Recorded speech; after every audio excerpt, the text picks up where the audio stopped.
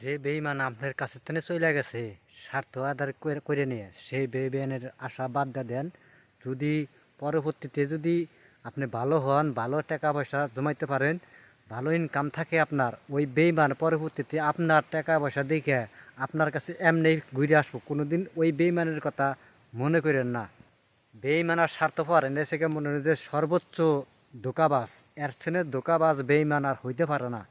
অল্প একটু সফল হন তেমনি যে বেঈমান চলে গেছে পরবর্তীতে আপনার ইনকাম আপনার সফলতা দেখে সেই বেঈমান তিলে তিলে মনে ধোকায় ধোকায় জীবন শেষ আর এমনি হবো।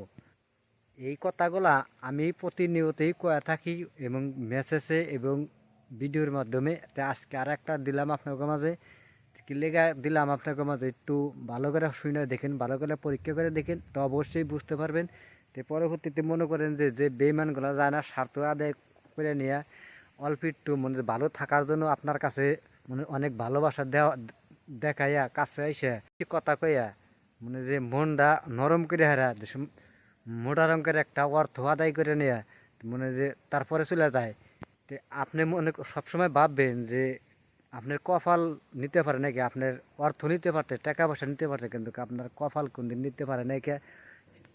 এই জিনিসগুলো সবসময় মাথায় রাখবেন। কিন্তু যে বেইমানটা চলে গেছে না আপনার কাছের থেকে আদর করে ভালোবাসা বুকে জাকা দিয়েছিলেন না, সেই বুকের মধ্যে আপনার বড় ধরনের একটা আঘাত দেওয়ার গেছে না, বুকে তীর মারি থেকে গেছে না, দেখবে ওই বেইমানটা আপনার কামাই এবং আপনার সফলতা দেখে, আপনার সুখ দেখে, বাড়ি গাড়ি দেখে দেখবেন যে ওই বেইমান পরবর্তীতে আপনার সাথে ভালোবাসা দেওয়ার জন্য, মিশার জন্য পরবর্তীতে আপনার কাছে আসবো ঠিকই।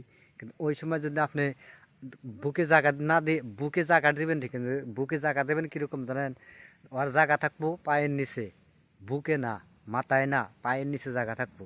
এরকম কামই আপনারা করে রাখবেন। আমার জীবনে এরকম আমি এরকমই করবো যদি আমার সাথে যা করছে এক কোন দিন বুকের ভিতরে রাখতাম না। এটাই বাস্তব, সত্যি কথা কইলাম। জীবনে যা করছি, প্রথমে যা ভুল করছি, এখন আর না। আমার সাথে আমার কথার সাথে যার সাথে মিল আছে অবশ্যই কমেন্টে জানা যাবেন।